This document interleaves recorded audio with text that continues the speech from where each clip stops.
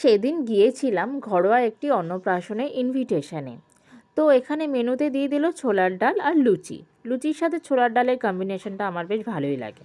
তারপরে চলে এলো পনির পাসিন্দা। যদিও আমি এটা ফার্স্ট টাইম ট্রাই করছি, কিন্তু আমার বেশ ভালোই লাগলো খেতে।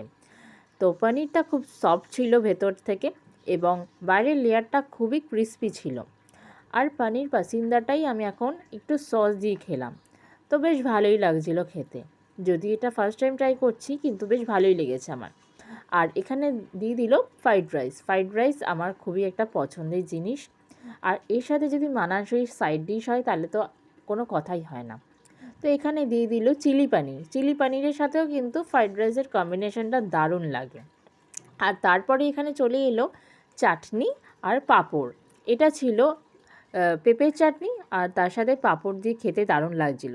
সাবস্ক্রাইব করে দিও যদি তোমাদের ভালো লেগে থাকে।